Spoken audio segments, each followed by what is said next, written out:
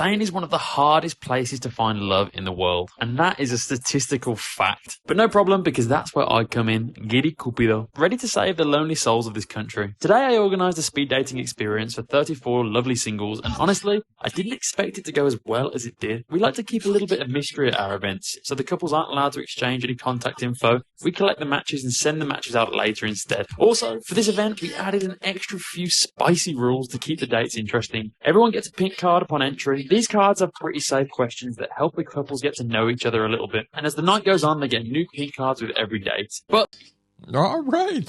Hey, it sounds like a great event. So that's in Spain. But like he said, dating in Spain is really freaking difficult. Dating in Dubai, really, really, really freaking difficult. Dating in China, really, really, really difficult. And here's the thing. Anywhere you go around the world in the West or any developed Asian nation, South Korea, China, any of those countries, dating is difficult. All right. So, my friends, we're going to focus today on the dating market internationally. And of course, we're going to zoom in on the whole speed dating market. But listen, in all of these cases, I'm trying to educate both males and females on what has to change. And I want to focus from 3 different perspectives. Women have to understand their sexual marketplace value, period. They have to understand their value to a man. That's one thing. Number 2, their location and how they grew up. Understanding that men are the prize is as simple as that. And I'll prove it to you, ladies. And number 3, you all have to understand that time is not on your side. You had your fun in your early days when most young men never did. And you have to realize that based on your age, your options are not that freaking wide. All right? So, my friends, welcome.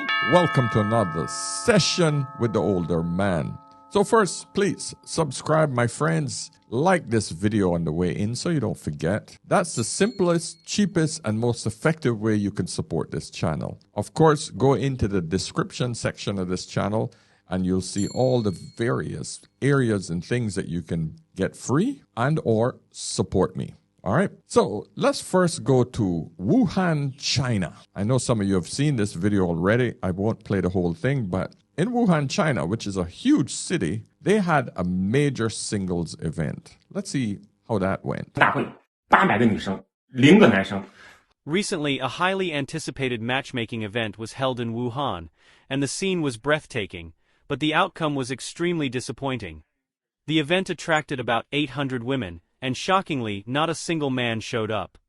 Despite being held in a luxurious hotel, with an exquisitely decorated venue, and even offering attractive gifts to attendees, the entry fee alone was 3,800 yuan. However, for these women attending the event, none of these carefully arranged details seemed to achieve the expected results. Each woman dressed to impress, trying to present her best self.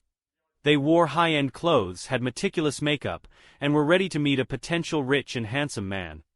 However, after the event started, all they were met with was an empty venue, with no men in sight.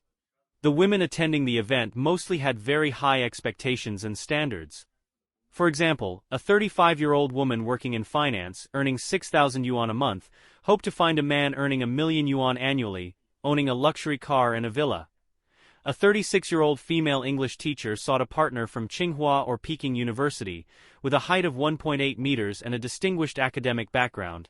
Yeah, and he just goes on and on describing the unrealistic expectations and requests from women, not realizing her sexual marketplace value has dropped significantly. Her time based on her age. Sexual marketplace value and age. Those two things are closely tied together. And number 3, the fact that you had 800 women show up to an event and no men in a country that have a majority of men. Think about that shit. China has more men than women because of the one-child policy. Most couples aborted the girls and had boys instead. So what happens? They got a massive amount more men than women. But in the end, ladies, you got to realize that if the man does not ask you to marry him, it ain't going to happen. And because China is one of those developed countries where the women are out in the marketplace making a lot more money, hypergamy kicks in. Those women are only thinking that they should get a man who earns more than them. This is where the problem comes in. None of these women, just like Western women, because China has become quite capitalized as well. And that's another thing we got to look at. So these women are suffering as well. And more than likely, they will not last into old age because they're going to suffer the same problems with AI, getting tired and burning out as they hit their late 40s, early 50s. Their income is going to sink significantly. And another thing that's a big problem is China's massive economic dips, highs and lows. So when those women were sold a really nice villa or apartment, a really good price, some of those real estate deals that they made have gone horribly wrong because the economy is going through a hell of a lot of problems right now. US and Trump is giving China a run for its money because you knew when Trump came into office, man, that he was going to go after China hard. So the tariffs are going to kick in soon. Chinese economy has already been pretty hard slammed, especially in the cities where a lot of these high-end women are. It's taking its toll on their jobs right now. So, ladies, you have to understand that if you don't have a partner sharing bills, in essence, your long-term future is not secure at all. Your long-term financial future is what I'm talking about here. You're going to have the same problem that women are currently having in the West, and is going to get a lot worse because a lot of jobs are being threatened right now by new technology. Let's hear what the woman has to say in this perspective. The capital's manipulation and exploitation of women has become increasingly apparent in recent years, and it is now reaching its extreme. Recently, at a matchmaking event held in Wuhan, a 30-year-old professional dancer, whose weight was not disclosed, attracted widespread attention. She boldly declared on stage that her ideal partner must be a government employee with an annual salary of 200,000 yuan, or a non-government employee with an annual income of 300,000 yuan, and must be at least 1.8 meters tall. These standards, no matter how you look at them, seem less like criteria for a marriage match and more like a wish list. In response, the matchmaker hurriedly stated that someone earning 300,000 yuan a year would probably not choose to attend a matchmaking event. This remark sparked many online comments, with some joking that someone as beautiful as her should at least be looking for a man with a yearly salary of 1.8 million yuan. This statement, somewhat sarcastic in nature, clearly indicates that her demands are absurd and unrealistic, even to the point of being detached from reality. Following this, someone raised the question, do these women really not realize how unrealistic these standards are? This question has prompted a lot of reflection. In today's discussion, we won't approach this from the perspective of gender opposition, but from the standpoint of capital and the market. You see, guys, you know how she says the word capital? You do realize that I'm gonna let ChatGPT describe what kind of economy China has so that you can get a clear picture. And so you guys don't come back at me with any crap, okay? Explain to me again what type of economy and government China has, please. China has a socialist market economy, which blends market-oriented economic policies with state control over critical industries. The government maintains significant influence through state-owned enterprises and strategic planning. Politically, China is governed by a single-party system under the Communist Party of China, which holds ultimate authority over the state, military, and media. This centralized political control allows for long-term policy implementation and social stability. There we go. But capitalism has seeped in. So she looks at capitalism as a virus, the enemy to their problems. Where on the other hand, in America, in the West, we look at socialism as a problem. So just so that you guys can understand why she's speaking like this about the so-called capitalist system. All right? Let's hear what else she has to say. Back in the 1980s, American capitalists faced a major issue. The consumption willingness of ordinary people had decreased. People no longer wanted to spend money as they did before and instead preferred to save. This posed a huge challenge for capitalists, as if people did not consume, how could capitalists make money? Thus, they devised a clever solution: change people's mindsets to encourage consumption.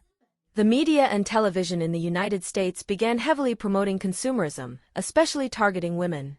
For example, They spread messages like women should buy designer bags to invest in themselves, or there's no ugly woman, only women who don't know how to apply makeup. The essence of these promotions was to flatter and kill women, subtly guiding them to consume, thereby generating more profits for capital. This promotion of consumerism didn't just work in the US, it was replicated and upgraded in China. Through the creation of holidays and specific occasions, such as White Day, Goddess Day, and 520, these days are not just simple celebrations. The core purpose behind them is to stimulate female consumption and further help capital gain profit. When women buy more products, capital receives more funds, which in turn allows for more media and advertising promotions, thus forming a perfect closed loop. What has made this process successful in China is its unique market environment.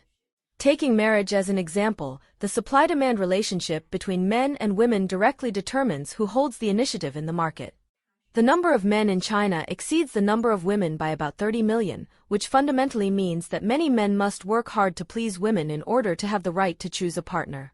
Meanwhile, under the influence of capital's manipulation, women have grown increasingly confident. Some even believe they are very attractive and that there are always plenty of suitors, and they can always find a better partner. However, they often fail to realize that their sense of superiority is the result of capital's manipulation. Now, China's population of older single women has surpassed 100 million, while the number of leftover men is far fewer. The failure of the matchmaking event in Wuhan reveals the negative consequences of capital's manipulation of women and lifts the veil on this reality. Finally, what I want to say is that the ongoing discussion of these bizarre matchmaking phenomena is, in fact, a sign of awakening among single young people. Woo! Women have figured out the problem. They identified that they have been manipulated. It's the same thing that has happened in America and all over the West. The problem is, it's just that women won't admit it and realize that this is what has happened to me.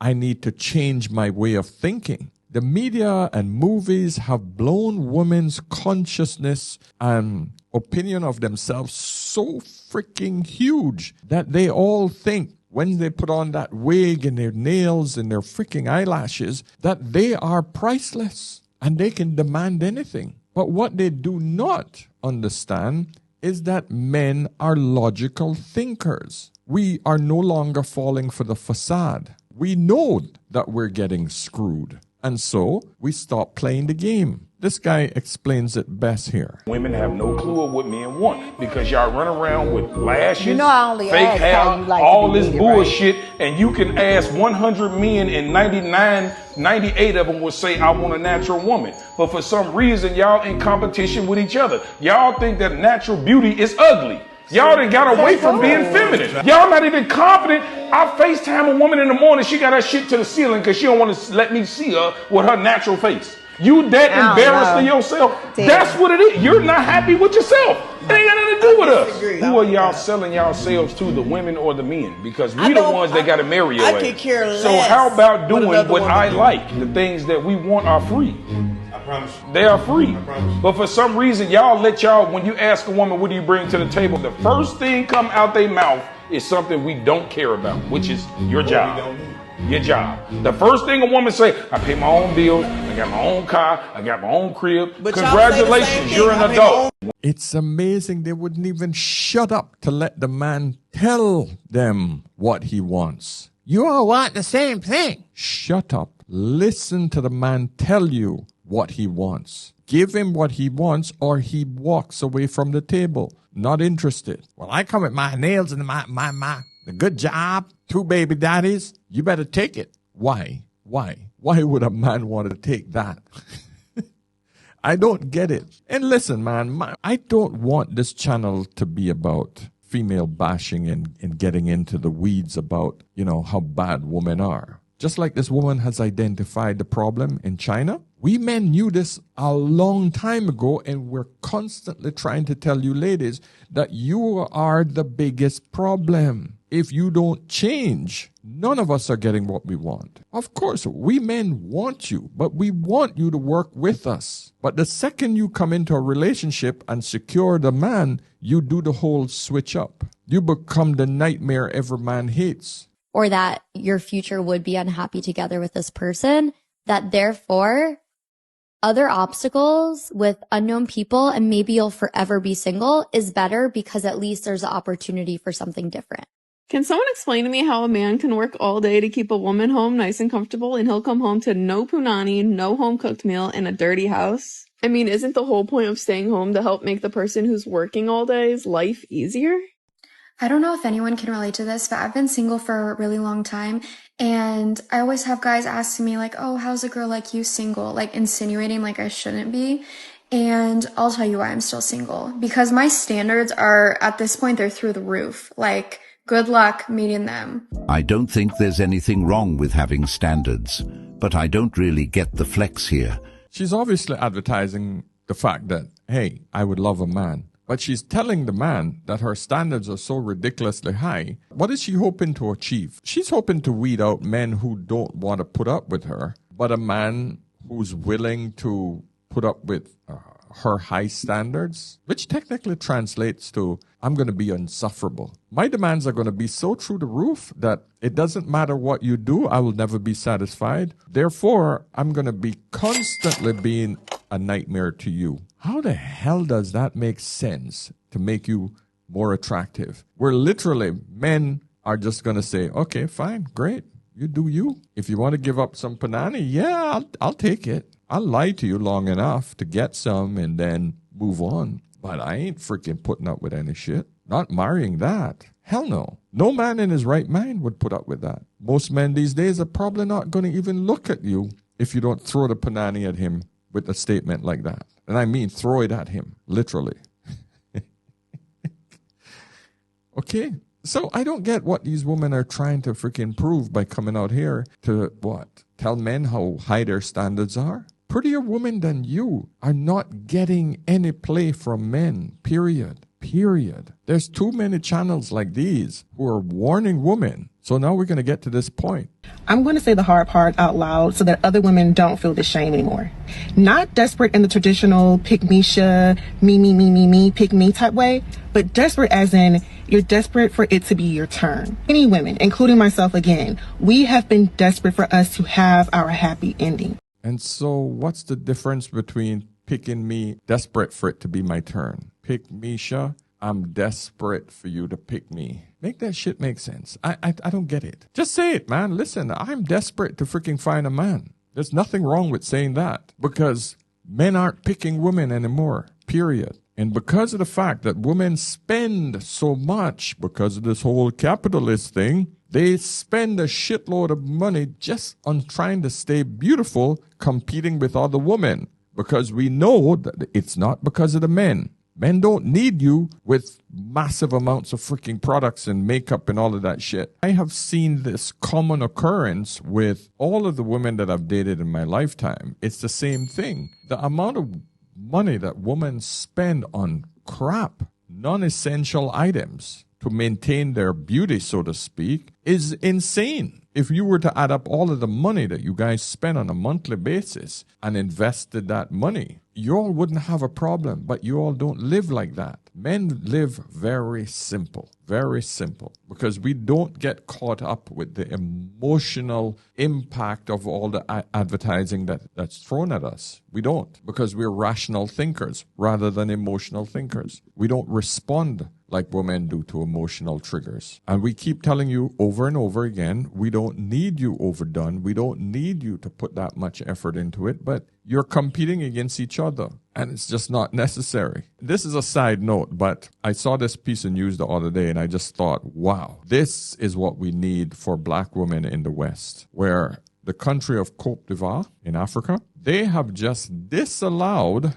let me get the article here, the Miss Côte d'Ivoire beauty pageant has officially banned wigs and weaves, encouraging participants to embrace their natural hair, whether short, braided, or shaved. Oh, that's a beautiful thing. Woo, man.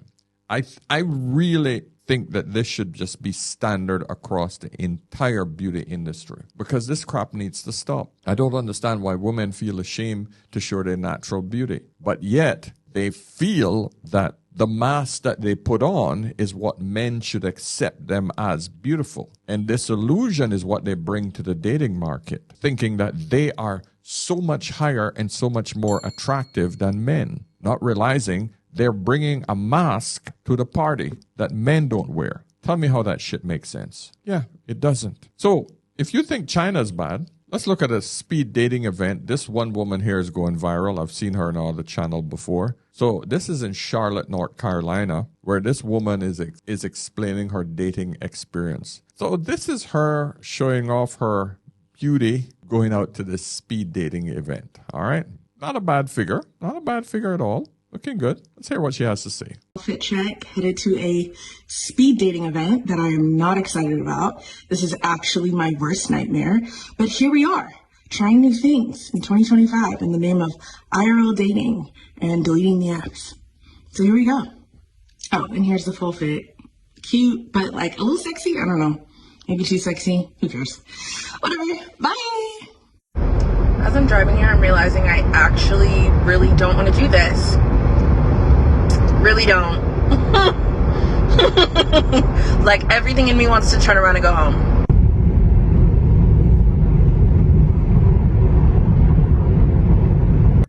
You know when like your hair just didn't turn out how you wanted it to, and parking was hard, and you're breaking out, and you're just kind of trying to find any reason you possibly can to go home? That's me right now. That's a walk in here. I need to fix my attitude. It's not your hair. It's not your hair. It's when your wig didn't turn out the way you wanted it to. Let's not get this confused. And this is my point precisely. These women think that this thing that they wear on their head, somebody else's hair, or some fake petroleum thing that's sitting on their head is their hair. The delusion runs deep. Oh, you know, when you feel like your hair didn't come out the way it should come out. Oh. Men act like the prize simply because we outnumber them. We outnumber them, like truly. Like in there was like 75 women and 10 men. 10. I have so much to tell you. I lasted 17 minutes in there. Worst and only dating event I've ever been to. 75 women to 10 men. That's a 7-to-1 ratio. Woo! Now, she does an extended video. I'm not going to play all of it, but I just want you to hear the mindset of a woman who just can't understand her sexual marketplace value, even though it's clearly laid out in front of her. If you go to an event that is supposed to attract both genders who are supposed to want each other, but the men are not interested, you got to recognize that it's not the men that are the problem. It is the product, because men are coming to pursue you. You are making yourself available, and basically the men say, whatever you are making available, I'm not interested in it. I'm not even going to show up to look at it. Please understand that's what's happening. It's happening in China. It's happening in Spain. It's happening in New York City. It's happening in every single Western city. Men are saying no. It tells you that we have a problem in the female department. Men are not buying what you're selling. But yet you women refuse to listen to what the men want. Men have a choice to say no. Let's hear what she has to say after the date. I just got back from the most unhinged speed dating event of my entire life. Dating in Charlotte is a problem. Honestly, this needs to be studied. This experience needs to be studied. Having been here for only 6 months, coming from Houston, Texas, this is not normal. This is not okay. So I will preface this by saying I did not want to go. This is not my cup of tea. This is not how I generally meet people. Okay, obviously whatever you have been trying in the past have not worked. This has brought you to this point where you're trying something new. Kudos for you. Thank you. But we have to analyze that if you haven't found men who are attracted to you, you are the problem. Because the women who are eligible, who make themselves available and are good women, those are the women that are taking off the market. They're taking off the market very quickly because men can identify a good woman. something is wrong with the product. Yeah, something is wrong with you. You are not at the top of the list, my friend. It's a cold, hard freaking truth that you have to deal with. I was very concerned and very anxious, going into this. I really was. Like, truly. I tried to get out of it multiple times. I texted my best friend. I was like, I just don't think I should go. She was like, no, you need to get out there. Stop meeting men on these apps. Start meeting men in real life. As we know, men don't approach women as much in real life. So a speed dating event felt like the perfect place to meet men where they would feel comfortable approaching women and women would feel comfortable being approached. So got dressed, got cute, put shit on, might I add, okay? And headed on down there, okay? Here's where everything went wrong. Now, the event started at 6 o'clock. I will admit, I got there at 7:30. Maybe a problem. But the thing about it is the flyer said this is a mix and mingle speed dating happy hour. First of all, I don't even know that those words really go together, but to me, it felt like kind of a come and go as you please. So I didn't want to be the first one there at 6 o'clock. Showing up at 7:30 was also not the move though, because when I walked in, it was packed. And what do you think I saw? What do you think I saw? Exactly what I thought I was going to see. You're going to go to an event where you know you're going to probably be the majority and you don't want to actually get there beforehand to actually get a jump start on your competitors, other women. You're going to show up an hour and a half late. It shows me immediately that you have no idea how competitive the dating market is, or you either know how competitive it is, and still you don't recognize that you have to compete. You're competing with other women. Like Mr. Kevin Samuels used to say, you should be able to take a knee out of another woman to get a good man. Because that's what Becky's going to do. Black women just have no freaking clue that this is a highly competitive market. 80 women sitting alone. No men in sight. None. I promise you. I will overlay a video. There were I could not see one man outside of the people servicing tables at this place. So eventually I get the courage to go sit down with a group of girls at a table. And I'm like, yo, what the niggas at? Like, where are they? I know I'm late. Like, is there some sort of game going on where the men are in one room and the women are in another room? They were like, oh, girl, you just got here. You must not have heard. I'm like, what's going on? They're like, basically about an hour ago, she came downstairs, took all the men, 10. Keep in mind, there's like 85 women and 10 men. She got the 10 men to choose the women that they wanted to come upstairs with them. So the 10 men out of 85 women chose 10 women to take upstairs. And that's where they did the speed dating upstairs while everybody else was downstairs looking at each other. Everybody was on their phones. Everybody was looking around like, what the hell is this?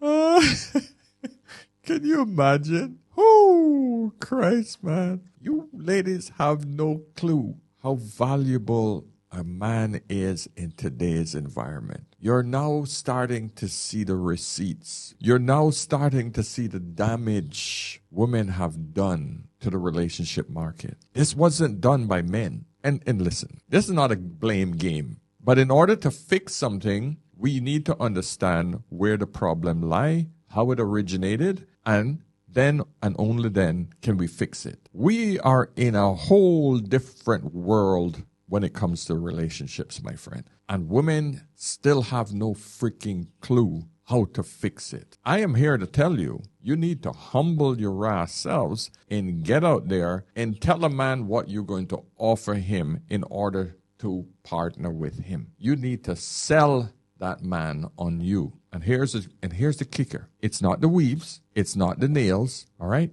It's not your great job. Even though you better have a job, because most average men now needs a woman who can actually provide at least 50% of the income coming in right now. You need to understand that you got to bring a lot more to the table than you think that you have to bring, because the world is no longer set up for single people or one average man contributing for a family. And if you want kids, there is no way that you're going to find an average man that could support you and a kid in the middle of a city. It's impossible. The math cannot math with that setup. It's not his money is my money and my money is my money.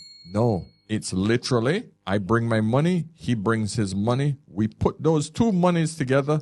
We have a few kids and we live as best as we can. And we build together until we freaking grow old and gray. Not until I get bored and then I can take half of his shit. No, it's stay together. But men, unfortunately, knows that if he gets involved with that type of situation, you have all the opportunities to take 50% of his shit. After you guys have built together, you can then take 50% of whatever he puts in. So he's left screwed. It's not worth it for men because the laws are set up against him. That's the reason why you ladies are in this situation. And let's not even go to the point where, oh, he's not tall enough, he's not good looking enough, he don't have any abs, he looks too fat. Forget all of that shit. We haven't even reached there yet. You ladies have no idea how to deal with this situation. Reality is a bitch. You all are now discovering how rare a high value man is.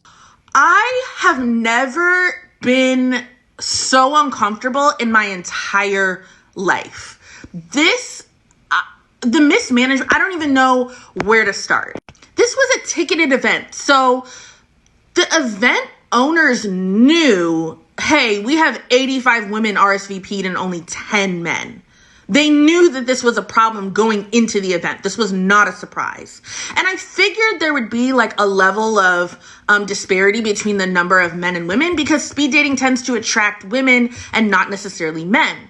So when one girl came downstairs from the 10-person thing, we were all like, girl, what's going on up there? She was like, oh, none of them are my type, so I just walked out.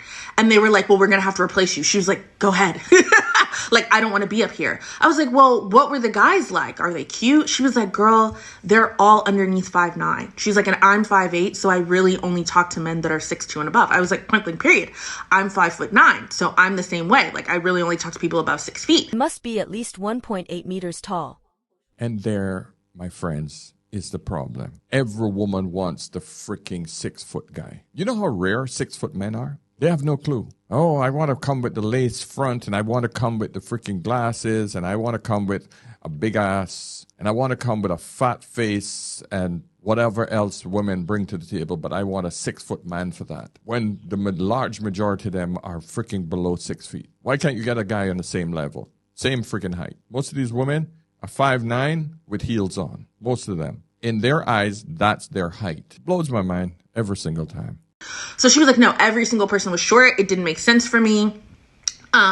This entire like way that they're doing this isn't like interesting to me at all. So everyone was just sitting around. Talk to them. These women are here to try to find a serious partner. I can probably tell you that this woman that came downstairs was probably rejected. She was rejected by most of these men. So she's going to give the excuse, well, they weren't cute, they weren't tall enough, blah, blah, blah. Women keep other women single. Waiting for the men to come downstairs so that they could have a chance to talk to them, I guess. I was not going to be one of those people sitting and waiting. I mean, what am I supposed to do when they come downstairs? Bum rush them? Especially after you've told me they're all pretty much below 5'9". I'm out of here. I stayed for 17 minutes and then I left. Like after that, I had nothing to say. The cool part about it is 2 people though, they had seen my previous TikTok. So your girl felt a little viral. So she's all about the clout. She's the typical problem with what's going on in the dating market right now. Everybody's looking for Instagrammable partners, social media partners. If they don't look good, is he cute? Is he tall? Does he have a 6-pack? Look at this woman's face. Which man gonna look at her and go, yeah, with my 6-pack, this is the woman I need. With my 6'2" frame, this is the woman I need. Which man? Please tell me. Gentlemen, any of you that are over 6 feet would look at this woman and say, yeah, that's a woman I will take. Please let me know in the comment section. Look at that face. And I'm not trying to be mean. I'm trying to show these women the reality of the situation that they're in. Slightly embarrassing, but also fine. I say all that to say that was so bad. And the planners, event planners, owners of that, y'all really got to get it together. Don't ever put together an event like that again. People left extremely disappointed. The only part I am happy about is that was free. The only thing I did have to pay for was parking, and I'm mad about even that. But truly so unhinged. I also, last point, I can see why men think they're the prize. If I was a man dating in this day and age, I would feel like I was the prize too. To have 85 beautiful, good smelling, intelligent black women sitting in a room just waiting to talk to me, wanting me to pick them. I mean, I would feel like rookie of the year. I don't know what else to say. I would feel like I was the prize too. And I think that's what gives a lot of men this illusion of choice. On dating apps, it feels like endless women. For dating in Charlotte, it feels like an endless amount of women to choose from because we quite literally outnumber them by 7-8x everywhere we go. I don't know how we're going to work through this. I don't. Feel free to give me ideas, but You see how she made that sound so like it's the man's fault? As if men are just rushed by all of these women. You see the first woman that came down, this is what men have to put up with. We have no illusion of choice. And this idea that all of these beautiful, good-smelling women, I don't know, what is the issue with smells, man? I don't know. If you saw my video from yesterday, then you will understand what I'm talking about. But this idea that the prettier the woman or the more high class she is, the less her coochie smells, I don't know. Check out my video from yesterday. You'll see why I made that reference. It's not the reference I would prefer to make, but she's the one that actually made a reference to smells.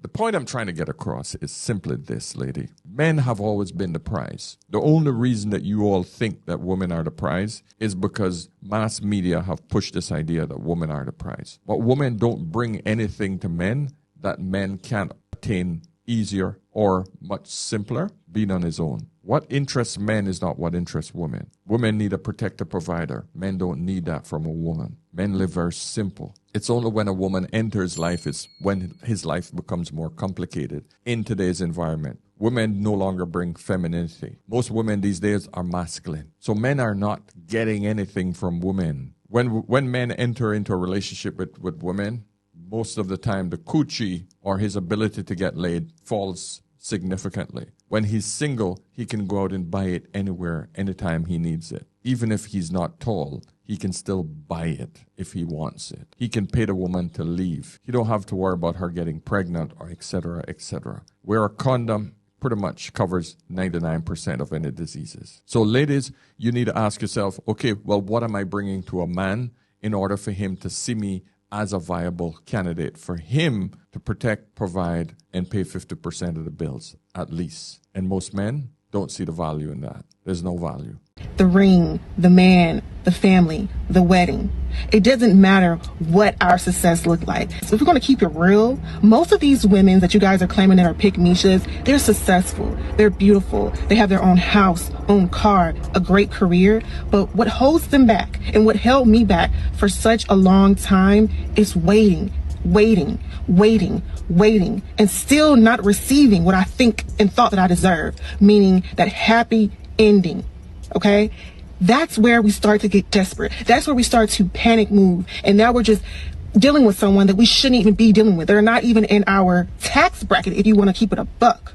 Okay? But I want people and other women and men to know the women who have moved in, not so great ways, who have picked guys that have not been so great for them, 9 out of 10, they're just desperate for it to be their turn. Oh, Christ. So now we're looking at a woman who realized that her time to be attractive to a man is expiring. She's waiting. She's not going out there pursuing the man, because that's what women have to do these days. She has to make her move. Men aren't approaching women because women told them not to approach them. So now she's waiting, expiring on the shelf. And I hate to use that word, but the point is that women got to realize that if they want a man, the man has to meet them in their prime, anywhere between the ages of 18 to 24. The most fertile ages for a woman. That's the time, supposedly, that she's supposed to have the less bodies under her. That's when she should settle down. That's what I teach my daughters. Because once she's had a significant amount of bodies within that time period when she's most fertile, she's going to either have a baby out of wedlock or she's going to have so many men who's been through her, she can't bond with a man later in life. And men don't want that. That's his worst nightmare. So you wait and you wait and you get your, and you work in your job and you do your profession, whatever, your school, and then you wait until it's too late. Now you're desperate. Eggs are drying up fast. No men are calling you. No men are talking to you. Same old story. Solution? Find a man. He will be under 6 foot tall. He's not going to be in the best shape, but he's a good man, and he will love you and respect you. You respect him, and you got to look at him and say, hey, this is good enough. I'm going to be satisfied with this man. He's going to have my kids, and we are going to work together to produce a good life where we're both comfortable and we can actually build together and have a good, solid old age where we're not suffering. That's all you freaking need, ladies. Stay off of social media. Stop comparing yourself to others. Listen to your man. I've nothing else to say on this subject. Subscribe, my friends. Hit the old like button on your way out. By all means, pick up my Content Creators Toolkit so you can actually build some residual income in your older years, my friends. Start now, please. Okay? So until next time, remember, whenever in doubt, always ask an older man. I'll see you in the next one. Cheers.